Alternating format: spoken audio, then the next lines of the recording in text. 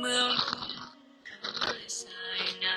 ำมีเรื่องราวความดีงามจะรึกไว้ในใจชนจากความตั้งใจมั่นของพระเธอรักผู้เปี่ยมล้นนำพาศรัทธาทุกคนสู่ผู้กามยาวแดนรุ่มเย็น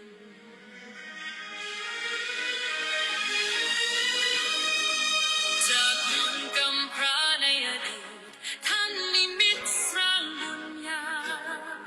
พลิกฟื้นพื้นป่าพนาเป็นอารามตระการตาให้พบเห็น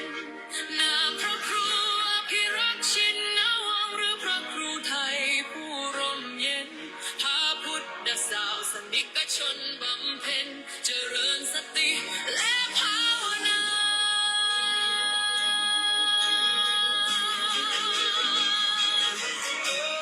วัดป่าพุทธชินสรามงามล้ำเกินคำนิยามดำแดนทำบุญพระสุธาพญานาคราชโจเขาใหญ่ยงมุนจลินปกปักรักษา909เมตรการตาเรื่องระเบียบคุ้มครองภัยกราบพระพุทธมหาจักรพรรดิโลกวิวรณ์องค์ตระหง่านยิ่งใหญ่ด้วยบารมีพระครูไทยผู้สร้างไว้เป็นศูนย์รวมใจชาวพุทธมูลนิธิพุทธสุวรรณภูมิร่วมล้อมรวมความศรัทธาสร้างศูนย์รวมใจล้านนาให้มีที่พึ่งทางใจสูงสุดงานเผยแผ่ประสาทท่านทุ่มเทไม่เคยหยุดเพื่อเป็นสถานปฏิบัติวิมุตติดุจแสงสว่างกลางใจคน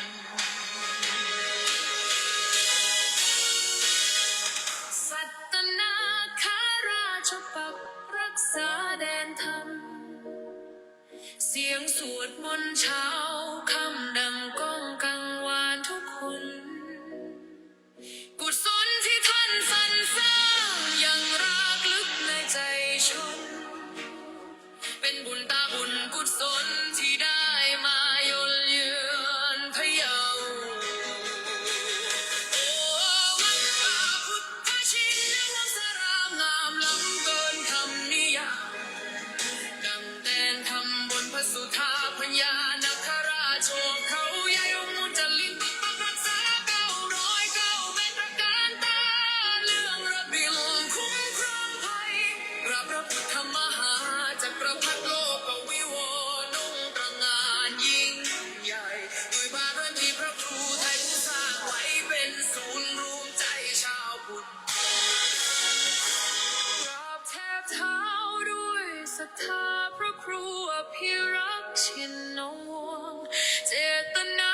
รมณ์ท่านมั่นคงสืบสานธรรมตลอดไปวัดป่าพุทธชินวังสารามศูนย์รวมศรัทธาแห่งชาวไทย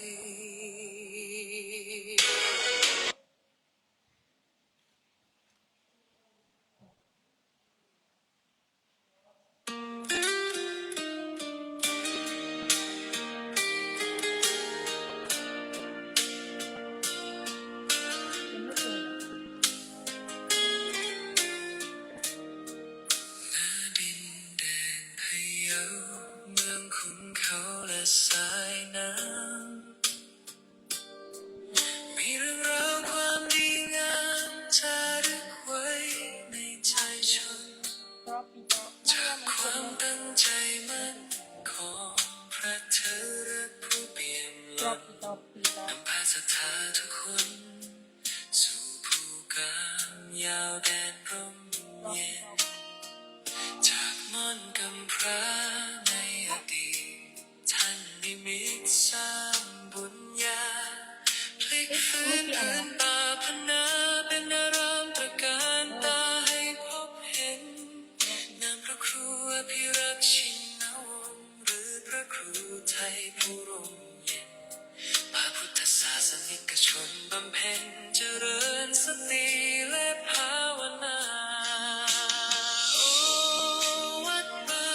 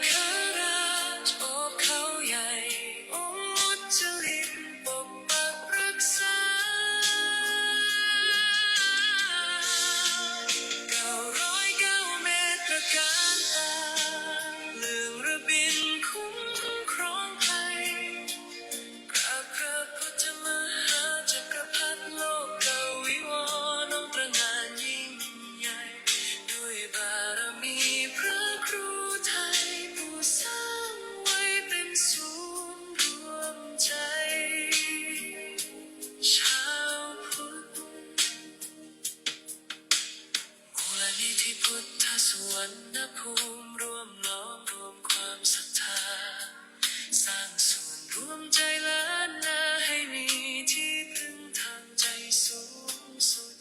งานเผยแผ่พระศาสนาท่านทุ่มเทไม่เคยหยุดเพื่อเป็นสถานปฏิบัติวิมุตติจุดแสงสว่างกลางใจคนสัตนาคราชปกปักรักษาแดนธรรมเสียงสวดมนต์เช้าค่ำดังก้องกังวานทุกคนกุศลที่ท่านสรรสร้างยังระลึกในใจชนเป็นบุญตาบุญกุศลที่ได้มาย้อนเยือนพะเยาโอ้วัดป่าพุทธชินวงศารามงามล้ำเกินคำนิยามดังเดินทำบนพระสุธาพญานาคราชโอบเขาใหญ่องค์มุจลินปกปักรักษา909 เมตรการตาเลื่องระบินคุ้มครองภัยกราบพระพุทธมหาจักรพรรดิโลกวิวรณ์องค์พระงานยิ่งใหญ่ด้วยบารมีพระครูไทยผู้สร้างไว้เป็นศูนย์รวมใจชาวพุทธกราบเท้าเท้าด้วยศรัทธาพระครูอภิรักษ์ชินวงศ์เจตนารมณ์ท่านมั่นคงสืบสานธรรมตลอดไปวัดป่าพุทธชินวงศารามศูนย์รวมศรัทธาแห่งชาวไทย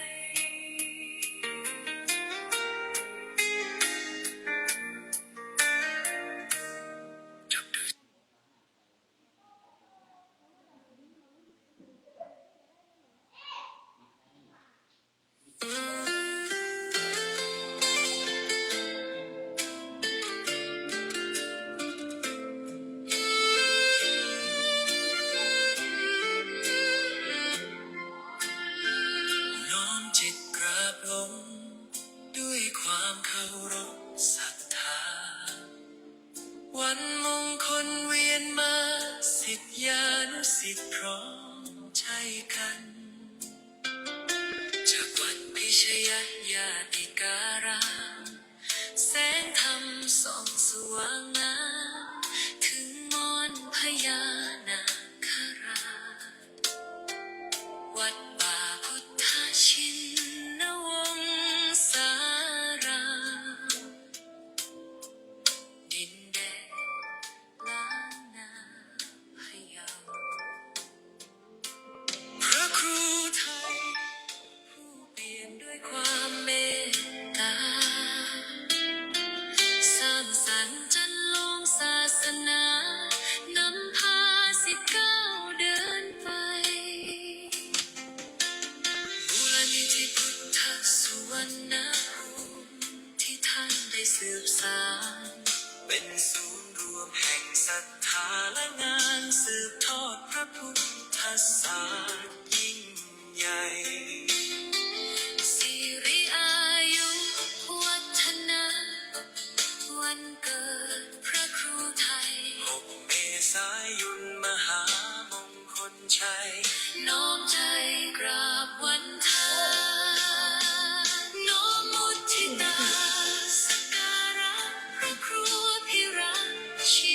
นวงศ์ขอพระเกียรติยศดำรงพระธรรมนำใจทุกแห่งหนขอคุณพระศรีรัตนตรัยคุ้มครองและบันดาลดลให้ท่านปราศจากโรคาภัยพานชนเป็นร่วมบุญของปวงชนตลอดกาลพระผู้สร้างผู้ให้ด้วยใจที่บริสุทธิ์นำพาชาวพุทธให้หลุดพ้นจากความมืดมน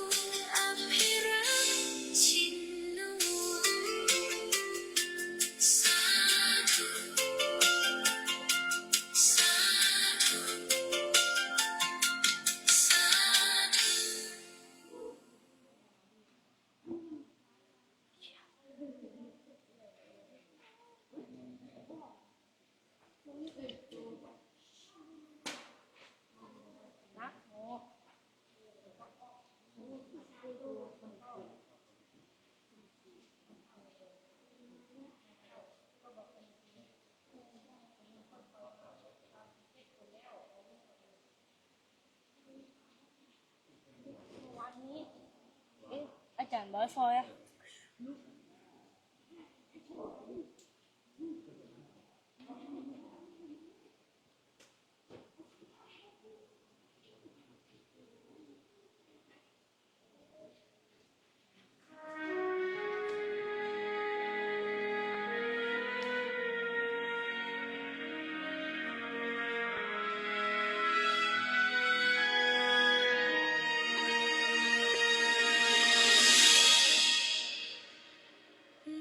ดินแดนพะเยาเมืองขุนเขาและสายน้ำมีเรื่องราวความดีงามจารึกไว้ในใจชนจากความตั้งใจมั่นของพระเถระผู้เปี่ยมล้นนำพาศรัทธาทุกคนสู่ภูกามยาวแดนร่มเย็น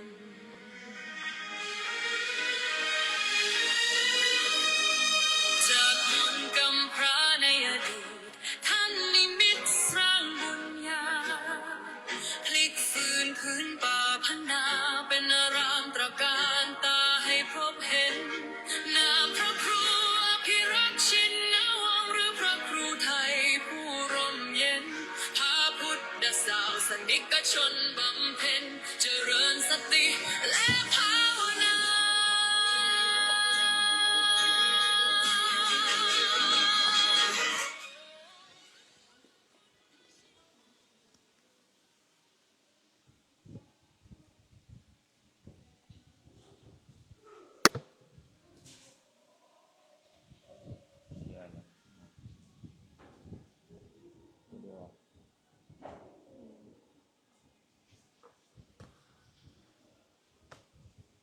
ต้องเอามือตรง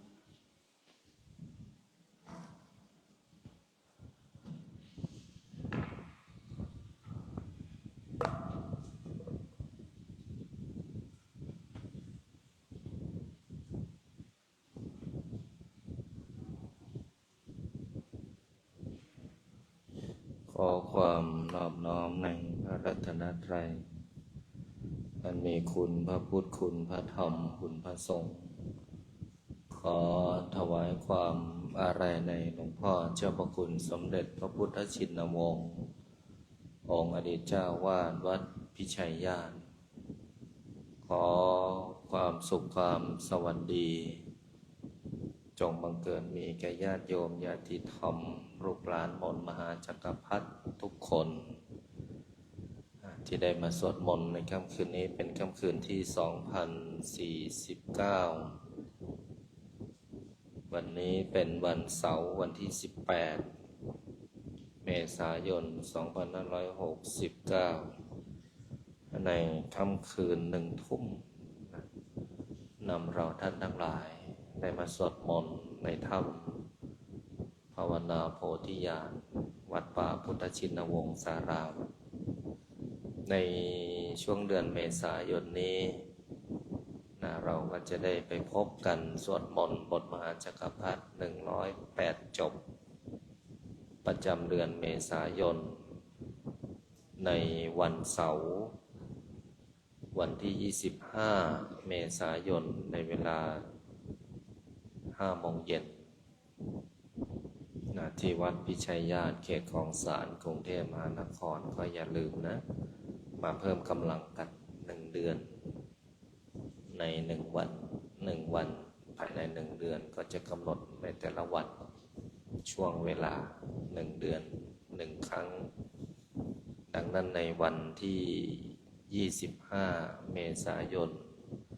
กำหนดสวดบทมหาจักรพรรดิกรวดน้ำบนพลิกชีวิตประจำเดือนเมษายน108 จบ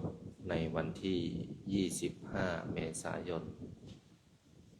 ก็ขอให้พวกเรามาพร้อมกันช่วงเวลา4 โมงเป็นต้นไป4 โมงเย็นนะไม่ใช่4 โมงเช้าก็แจ้งให้พวกเราได้มาร่วมบุญกันนะเอาล่ะตั้งใจสวดมนต์ในค่ำคืนของวันนี้ได้พร้อมเพียงกันพุทธังชีวิตังเมปุเชมิ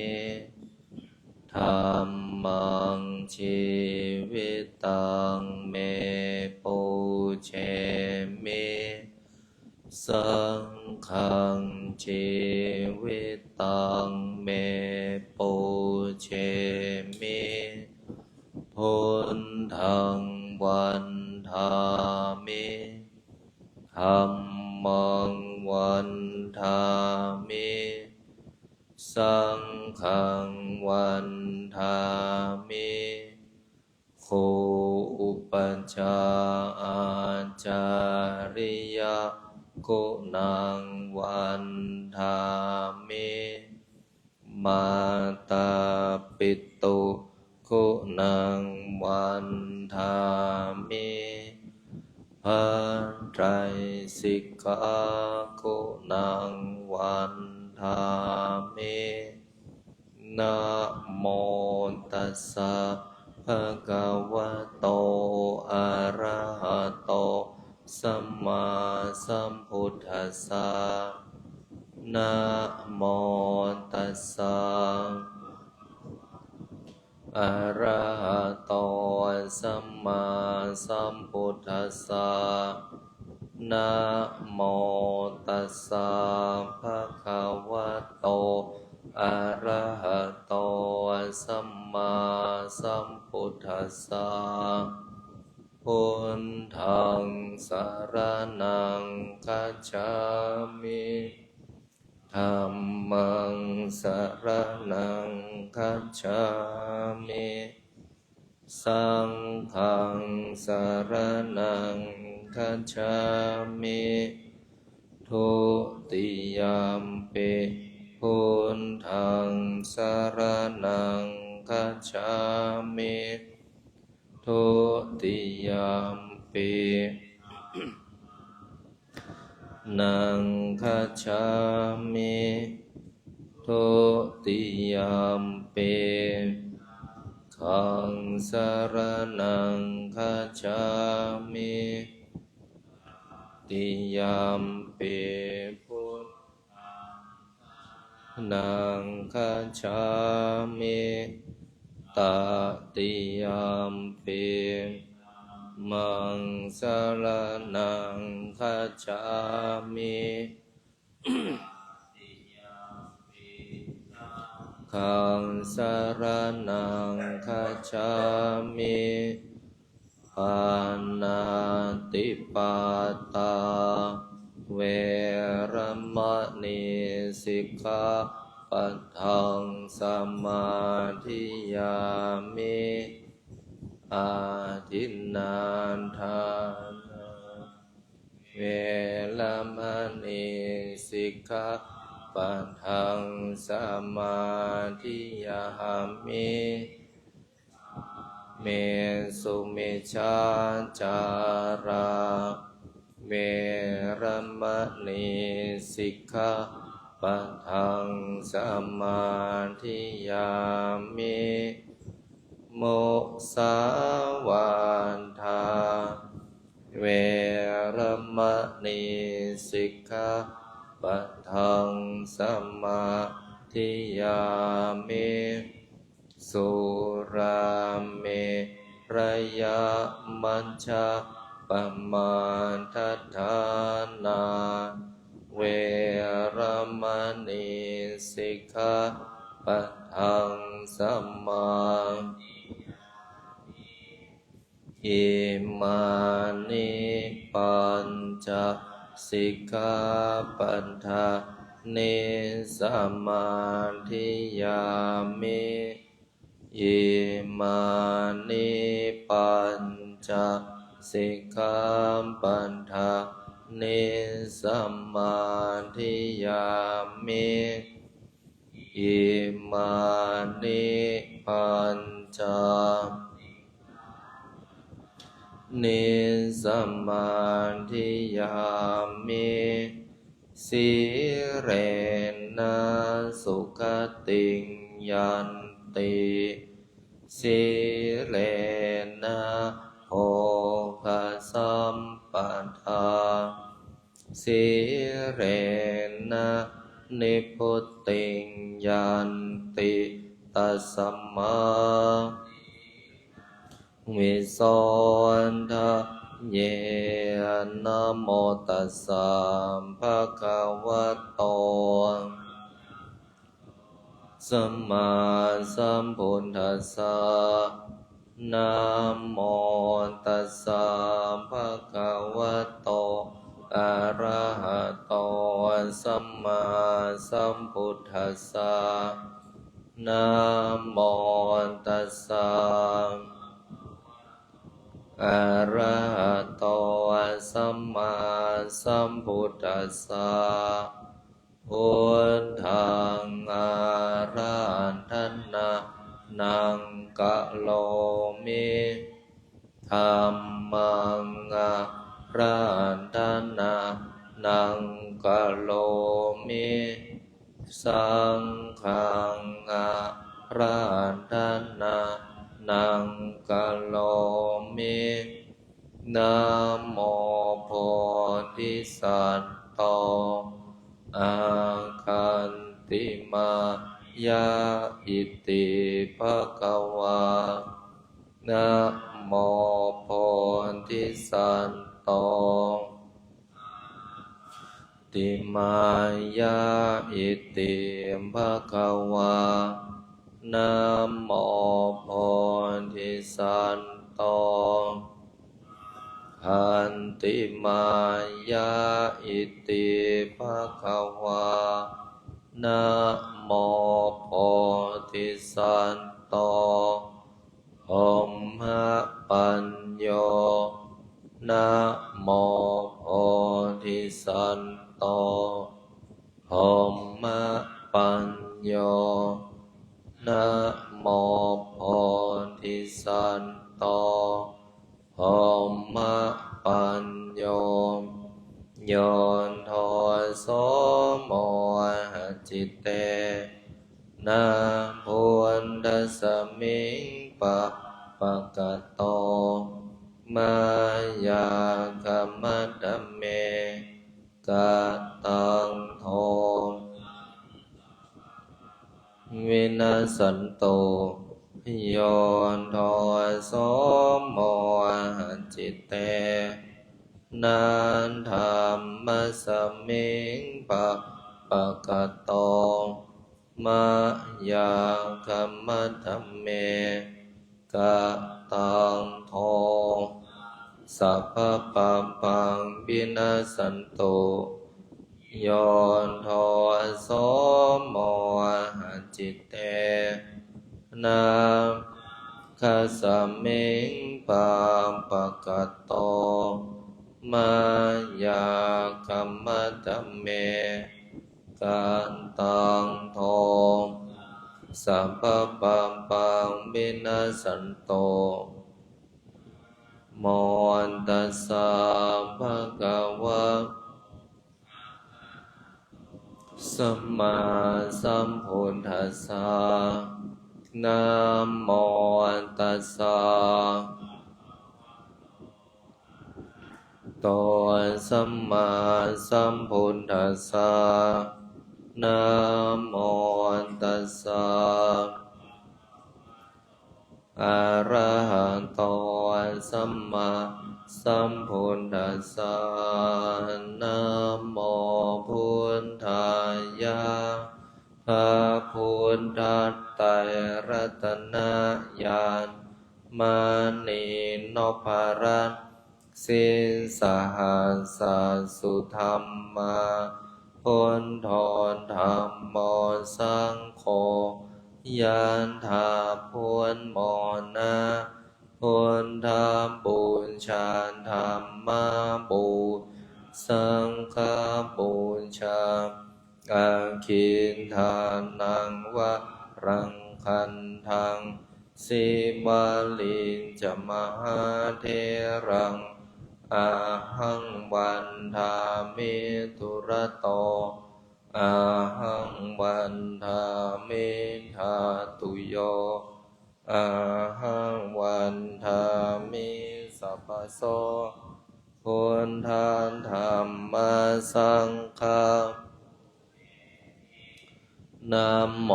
พุทธายะพระพุทธไตรรัตนญาณ มานีโนภาลัสสิสหัสสะธัมโมสังโฆยันถาพุนโมนะพุทธบูชาธรรม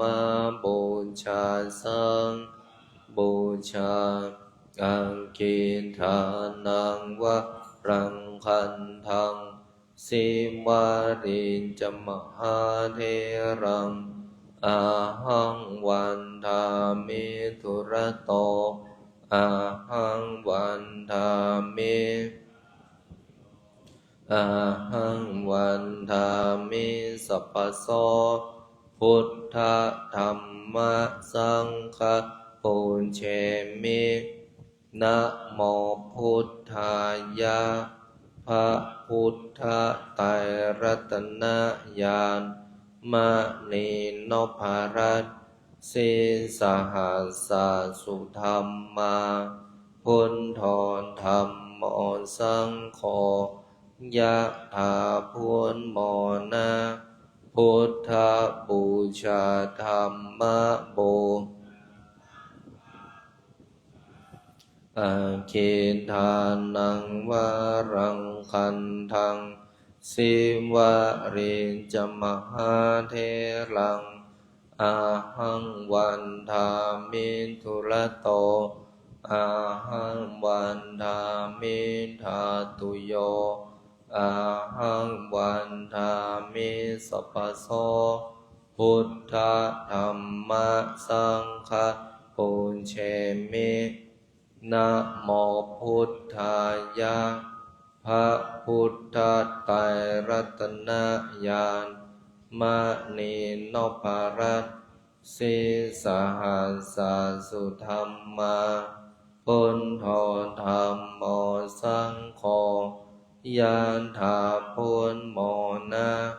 พุทธบูชาธรรมบูอาคิทานังบัพรังคันทังสิวารินจมหาเทลังอาหังวันทามิทุระโตอาหังวันทามิอาหังวันทามิสัพพโสพุทธธัมมะสังฆะปุญเชมินะโมพุทธายะพระพุทธไตรรัตนญาณมณีนพรัตน์สิสหัสสะสุธรรมาพุทธธัมโมสังโฆยันถาพุนโมนะพุทธบูชาธรรมบูอาคินทานังวะรังคันทังสิวาลินจมหาเทรังอาหังวันทามิทุระโตอาหังวันทามิทางอาหังวันทามิสัพพโสพุทธธัมมะสังฆะปุญเชมินะโมพุทธายะพระพุทธไตรรัตนญาณมณีนพรัตน์สิสหัสสะสุธรรมาพุทธธัมโมสังโฆยันถาพุนโม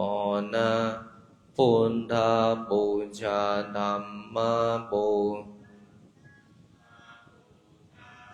อาคินทานังวะรังคันทังสิวาลินจมหาเทลังอาหังวันทามิทุระโตอาหังวันทา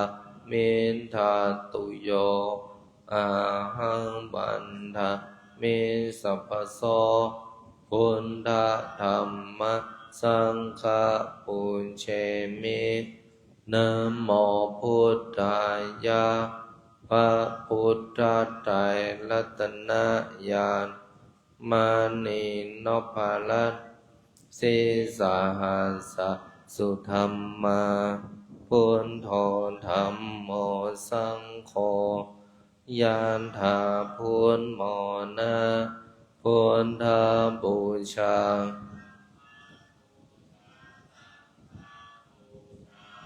อาคินทานังวาลังคันทังสิวลินจมหาเท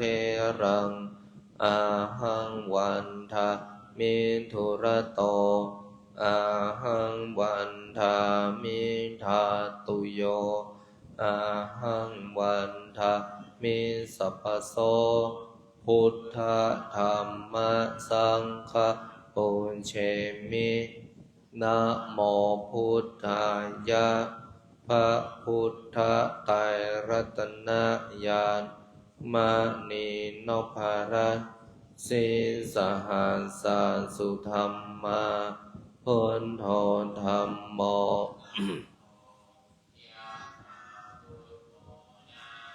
พุทธบูชาธัมมบูชาสังฆบูชาอาคินทานังวาลังคันทังสิวลินจมหาเทลังอาหังบันทามิทุระโตอาหังวันทามิทาตุโยวันทามิสัพพโสพุทธธัมมสังฆปุญเชมินะโมพุทธายะพระพุทธไตรรัตนญาณมณีนพรัตน์สีสหัสสะสุธรรมาพุทโธธัมโมสังโฆยันถาพุทโมนะพุทธบูชาธัมมาบูสังฆบูชาอาคินทานังวาลังคันทังสิวลินจมหาเทลังอาหังวันทามิทุระโตอาหังวันทามิธามิสัพพโสพุทธธัมมสังฆปุญเชมินะโมพุทธายะพระพุทธไตรรัตนญาณมณีนพรัตน์สีสหัสสะสุธรรมาพุทโธธัมโมสังโฆยันถาพุทโมนะพุทธบูชาธัมมาบูสังฆบูชาอาคินทานะวาลังคันทังสิวลินจมหา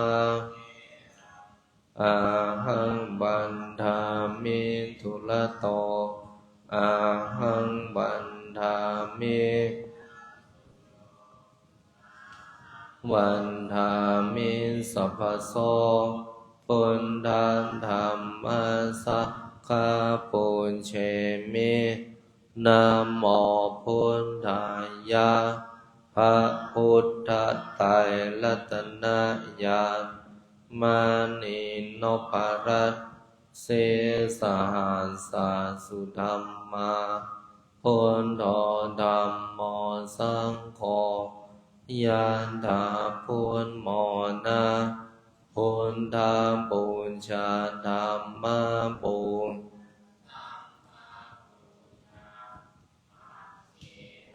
นังบาลังคันทัง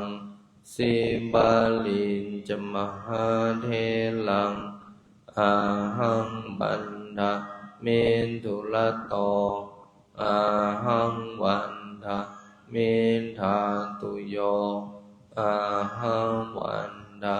มิสัพพโสพุทธธัมมสังฆนะโมพุทธายะพ ระพุทธไตรรัตนญาณมานีนพลัตสีสหัสสุธรรมาพุทโธธัมโมสังโฆยันถาพุทโมนะพุทธาบูชาธรรมชาสังฆาบูชาอาคิทานังวะลังคันทังสิวาลิจมะเท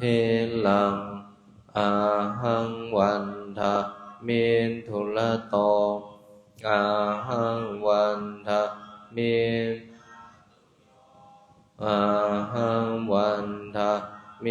สัพพโสพุทธธัมมะสังฆะปุเชมินะโมพุทธายะ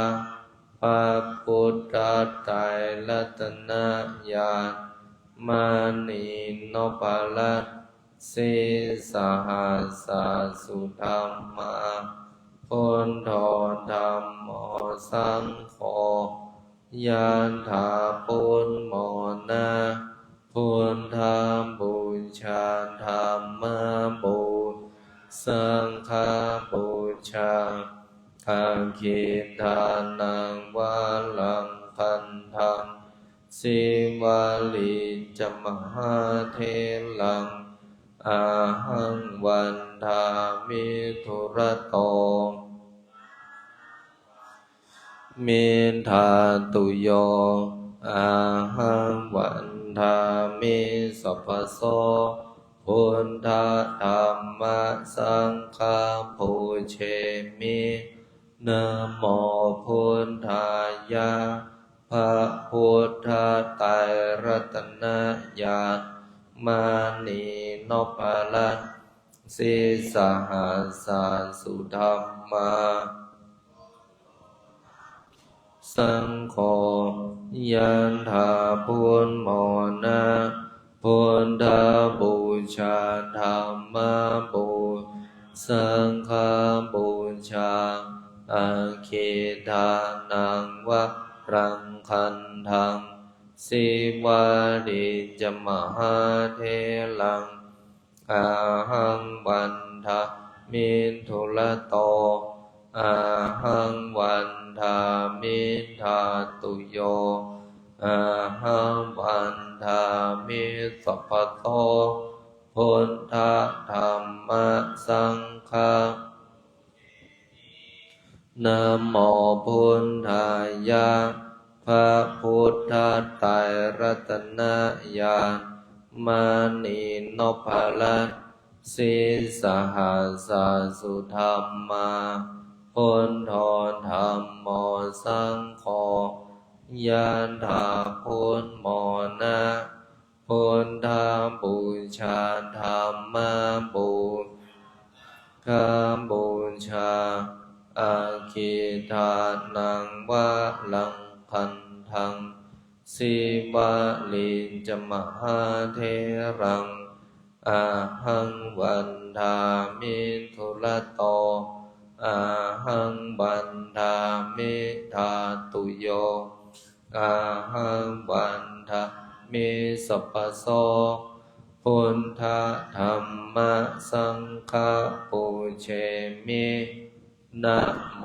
พุทธายะพระพุทธไตรรัตนญาณมานีนพลัตสีสหัสสุธรรมาพุทโธธัมโมสังโฆยันถาพุทโมนะพุทธาบูชา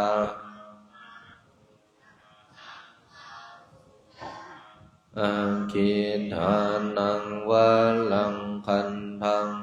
สิวาลิจมหาเทลังอาหังวันทามิธุระโตอาหังวันทามิธาตุโยอาหังวันทามิสัพพโสพุทธธัมมะสังฆาปุเชมิ นะโมพุทธายะพระพุทธไตร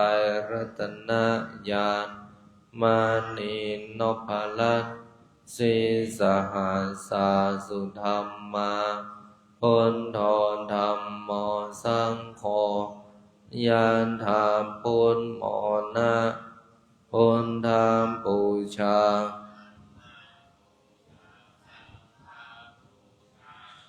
อาเกทานังวะลังคันทังสิวาริจมหาเทรังอาหังวันทามิทุระโตอาหังวันทามิทาตุโยอาหังวันทามิสัพพโสพุทธธัมมะสังฆะปุเชมินะโมพุทธายะพระพุทธไตรรัตนญาณมานีนพลัสสีสหัสสาสุธรรมาพุทโธธัมโมสังโฆยานธาพุทโมนะพุทธาบูชาธัมมาบูชาสังฆาบูชาอาคิทานังวะรังคันทังสิวาลิจมหาเทลังอาหังวันทามิทุระโตอาหังวันทามิทาตุโยอาหังวันทามิสัพพโสพุทธธัมมะสังฆะปุเชมินะโมพุทธายะพระพุทธไตรรัตนญาณมานีนพรัตน์สีสหัสสาสุธรรมาพุทโธธัมโมสังโฆยานธาพุทโมนะพุทธาบูชาธัมมาบูชาสังฆาบูชาอังคินทานังวะลังคันทังสิวาลิจมหาเทลังอาหังวันทามิทุระโตอาหังวันทามิทาตุโยอาหังวันทามิสัพพโสพุทธัธัมมะสังฆะปุเชมิ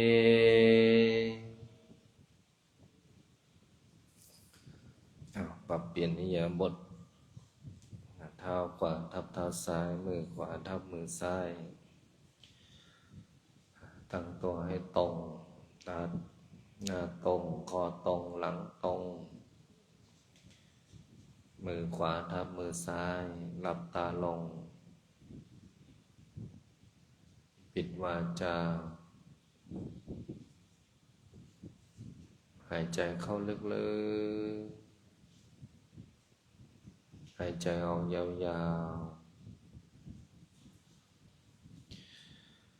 หายใจเข้าพุทหายใจออกโท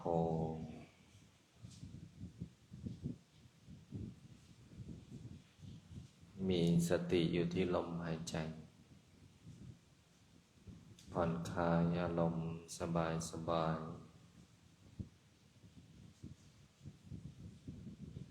ไม่เพ่งไม่เก่งวางจิตให้สบายเมื่อจิตของเราผ่อนคลายอารมณ์ที่สะสมความรู้สึกที่มากระทบ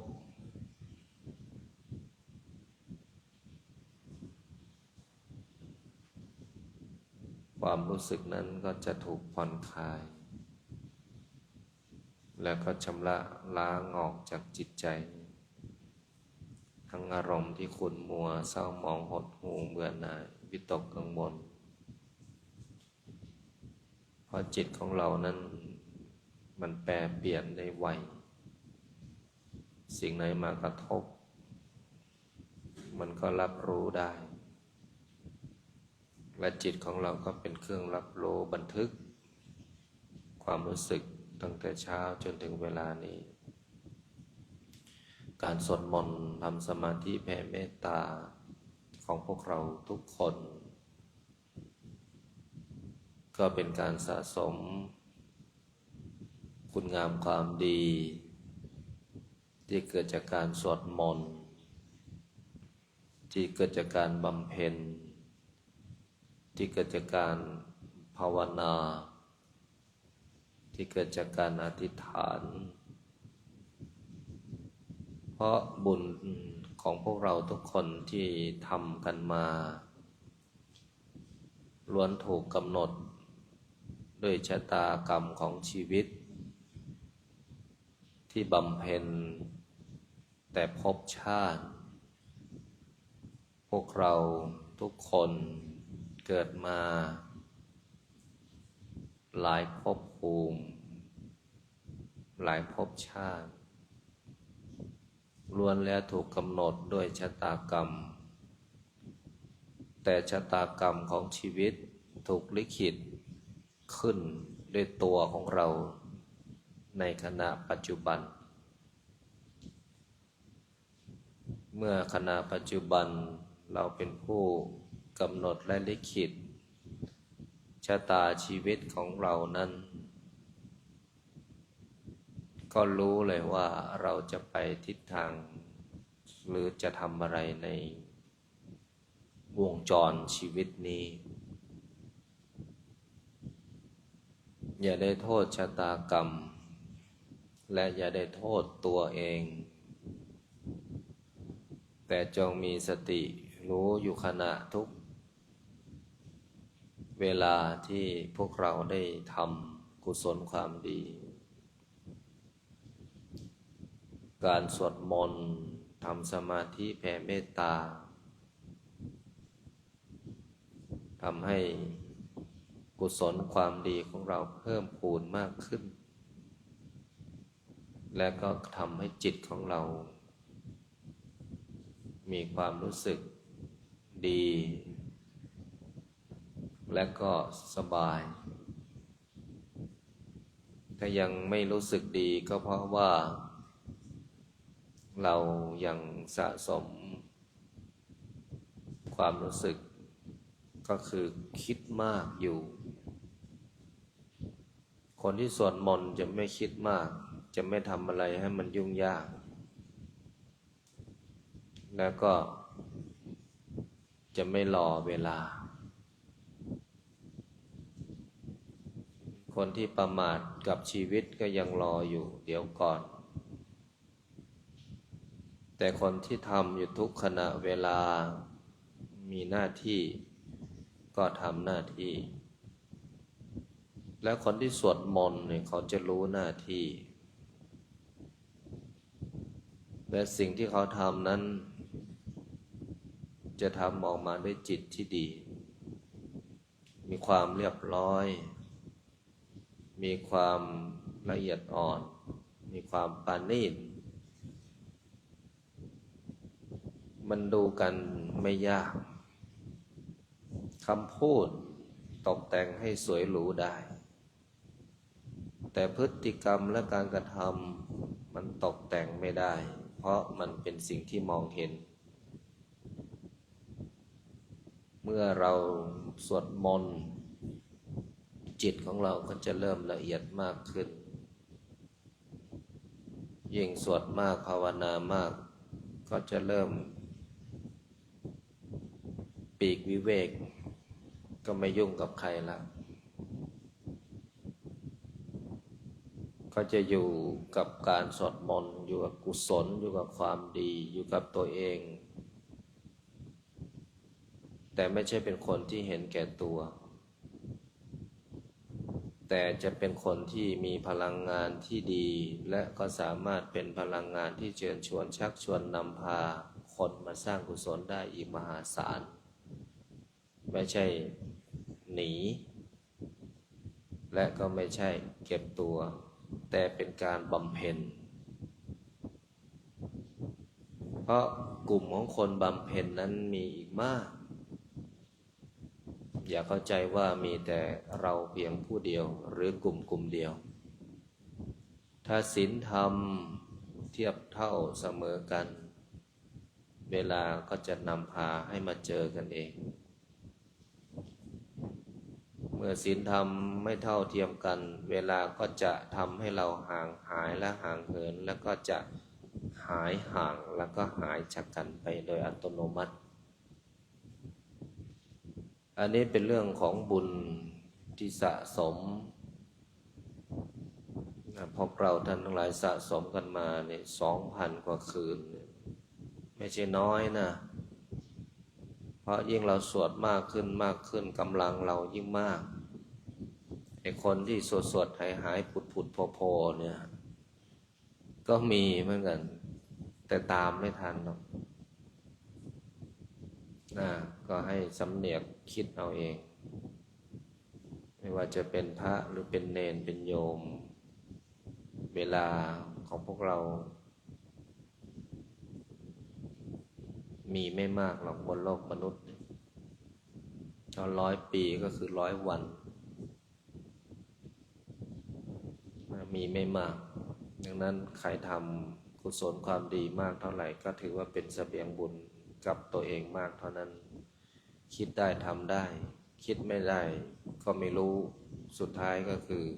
หมดเวลาซึ่งแตกต่างกับพวกเราที่คิดได้ทำได้และพวกเรามีพ่อแม่ครูบาอาจารย์ที่นำทำจึงได้มีโอกาสได้เปรียบกว่าบุคคลอื่นนะแต่ถ้าพ่อแม่ครูบาอาจารย์นำทำแล้วก็สักแต่ว่าอยู่เฉยๆก็เหมือนกับกาฝ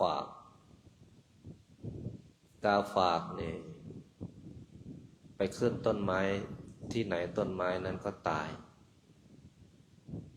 ก็เปรียบเสมือนว่าบุคคลที่เปรียบเสมือนกาฝากอยู่ที่ไหนก็ไม่เจริญอยู่ในที่ที่เจริญก็ไม่เจริญอยู่ในกลุ่มบุคคลที่ดีก็ไม่ดีอยู่ในกลุ่มบุคคลที่นำพาสร้างความดีก็ไม่ทำความดีก็ถือว่านั่นแหละกาฝากถ้าเราเป็นบุคคลที่ดีจิตดีคิดดีพูดดีอธิษฐานดีปลายทางก็ดีเพราะว่าต้นทางดีเรามีพ่อแม่ครูบาอาจารย์นำธรรมที่ดีเราทุกคนก็ต้องไปดีก็ขอฝากไว้ในจิตในธรรมในบุญกุศลความดีของพวกเราที่ตั้งใจทำ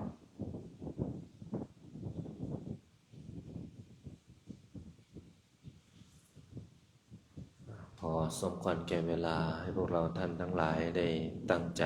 ถอดถอนคลายออกจากสมาธิกำหนดแผ่เมตตาคนน้ำบทปิกชีวิตในพร้อมเพียงกันตั้งนะโม3 จบนะโมตัสสะภะคะวะโตอะระหะโตสัมมาสัมพุทธัสสะนะโมตัสสะภะคะวะโตอะระหะโตสัมมาสัมพุทธัสสะนะโมตัสสะภะคะวะโตอะระหะโตสัมมาสัมพุทธัสสะพุทธังสรณังคัจฉามิพระพุทธเจ้าเป็นที่พึ่งเป็นสรณะของข้าพเจ้าธัมมังสรณังคัจฉามิพระธรรมเป็นที่พึ่งเป็นสรณะของข้าพเจ้าสังฆังสรณังคัจฉามิพระสงฆ์เป็นที่พึ่งเป็นสรณะของข้าพเจ้าสิทธัตโธอะสะโมโลเกพระพุทธเจ้าการมีพระนามว่าสิทธัตถะพระพุทธเจ้า ไม่มีผู้อื่นผู้ใดเสมอเปรียบในโลกนะโมโพธิสัตว์โตอาคันติมายะอิติภควาสิริวิชโยนะโมพุทธายะอิมินากตะปุญเยนะด้วยอำนาจบุญกุศลที่เกิดจากการให้ทานรักษาศีลปฏิบัติธรรมสวดมนต์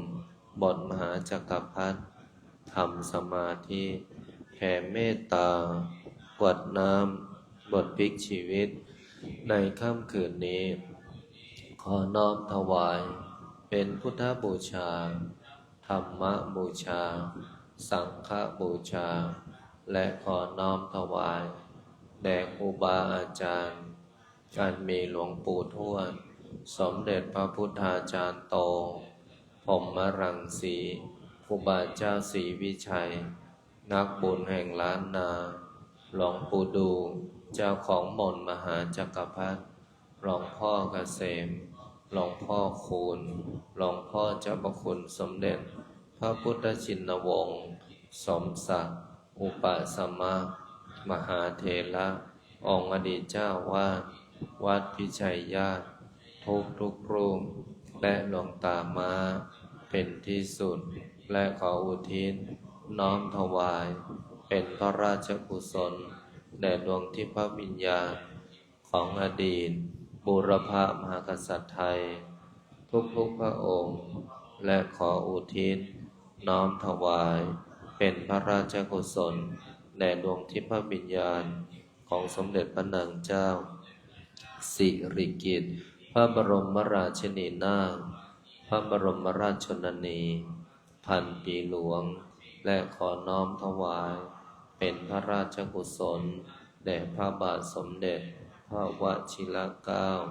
เจ้าอยู่หัวพระบรมวงศานุวงศ์ทุกพระองค์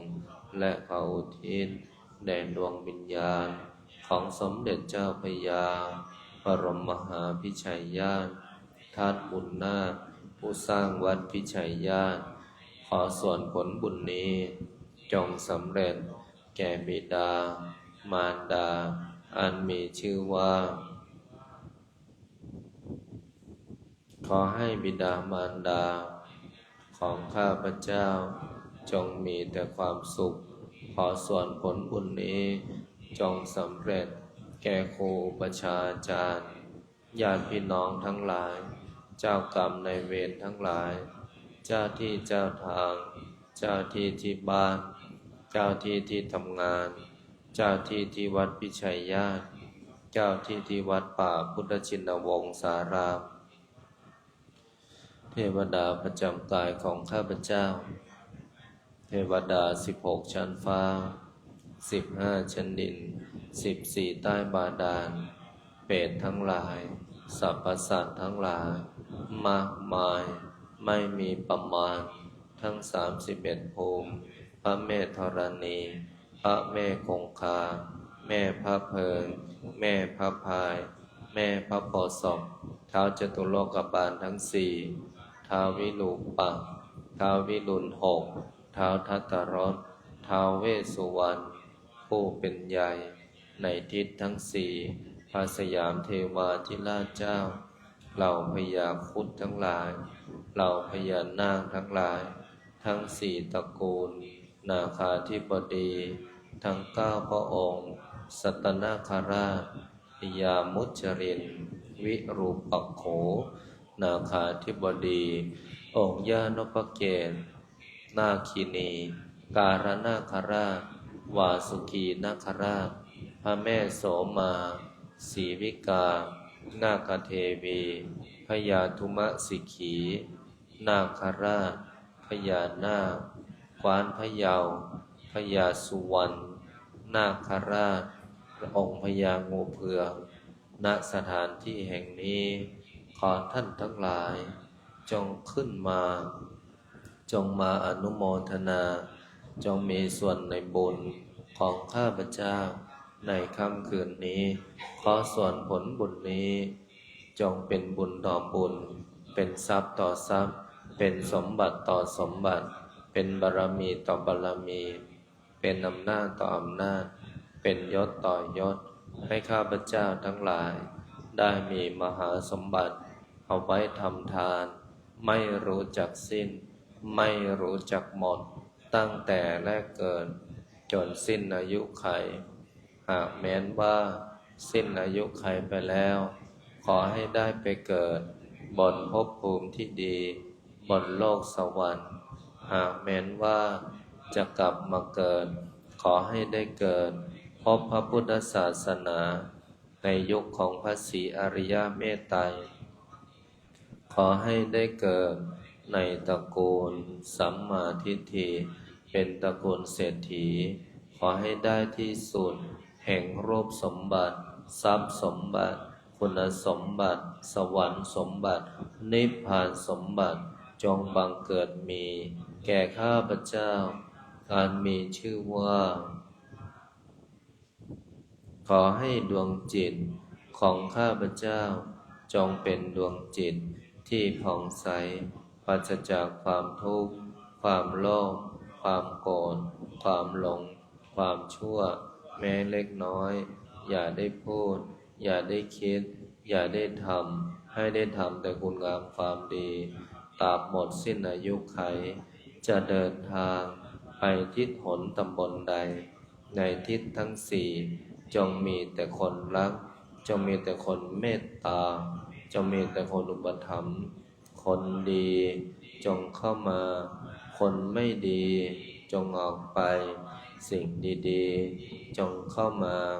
สิ่งไม่ดีอย่าเข้ามาใกล้ ขอให้ข้าพเจ้าจงเป็นผู้เจริญ ทั้งทางโลกและทางธรรม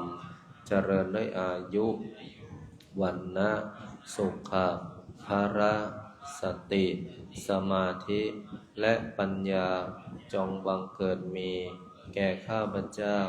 อันมีชื่อว่า ขอส่วนผลบุญนี้จงส่งผลให้ข้าพเจ้า จะกระทำการงานสิ่งใด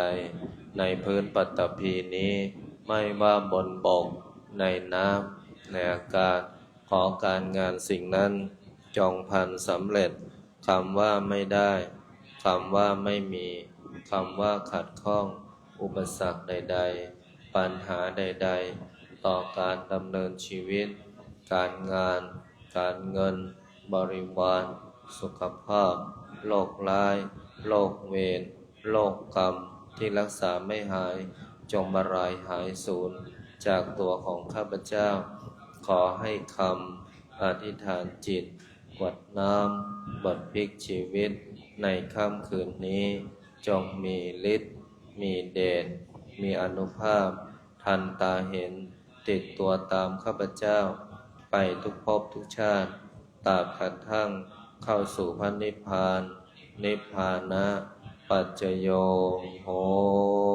ตุตั้งใจกรวดน้ำในบทอิมินา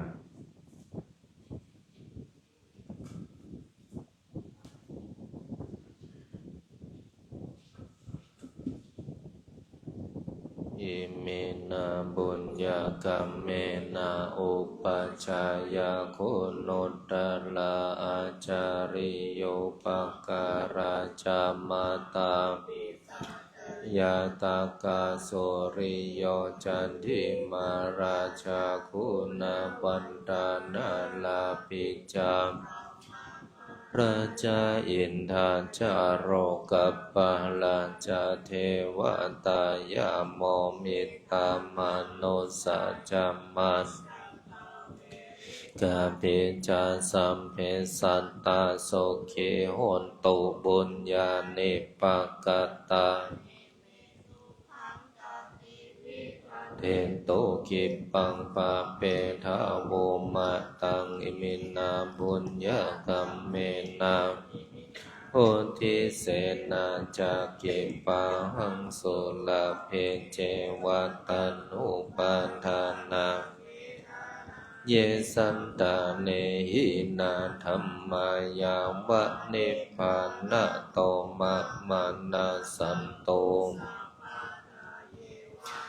ทาจาโตภะเมภะเมโอชุจิตตังสติปัญญาสันเลโกวิริยัมเริ่มพันตุโนกาสังกาตุนจาวิริเยสุเมพุนธาทิปานาโทธัมโมนาโทวรุตตโมนาโทปัญเจกพุทโธจาโทตาโรมะมังเตโสตามาโนภาเวนะมาโรละพันโตมาสัมเพพุทธาสัมเพธัมมาสัมเพสังฆาเจกานันจะยังพลังอรหันตานันจะเตเจนันละคัมพันธามิสัมภาโสสัมเพพุทธาสัมเพธัมมาสัมเพสังฆาพละปันตาปัญเจกานันพลังอรหันตานันกัมพันธามิสัมเพพุทธาสัมเพธัมมาสัมเพสังฆาพละปันตาปัญเจ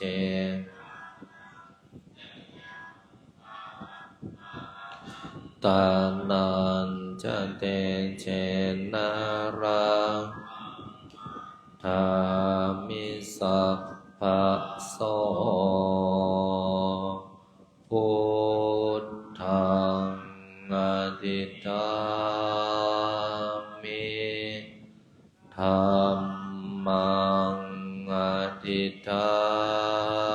มิสังฆังอธิษฐามิขออำนาจบุญกุศลที่เกิดจากการสวดมนต์บทมหาจักรพรรดิธรรมสมาธิแผ่เมตตากวดน้ำบทพลิกชีวิตในค่ำคืนของวันนี้บุญใดกุศลใดที่สำเร็จแล้วจงประสิทธิประทานพรให้ลูกหลานหม่อมมหาจักรพรรดิทุกคนทุกท่านจงมีแต่ความสุขความเจริญนึกคิดทำปรารถนาสิ่งใดขอให้สิ่งนั้นพันสำเร็จสมความปรารถนาทุกประการอีกทั้งขอให้ทุกคนอย่าอดอย่าอยากอย่ายากอย่าจนให้มั่งมีร่ำรวยเงินทองมีสุขภาพร่างกายที่แข็งแรงมีอายุขัยที่ยืนยาวถึง100 ปีทุกท่านทุกคนเทอญ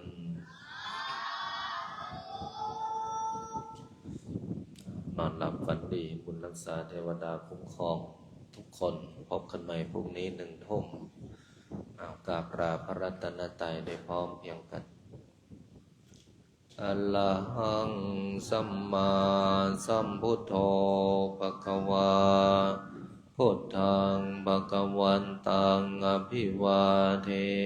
มิสวากขาโตภะคะวะตาธัมโม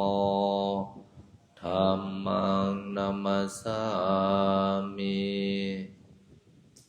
สุปฏิปันโนภะคะวะโตสาวกสังโฆสังฆังนามามิ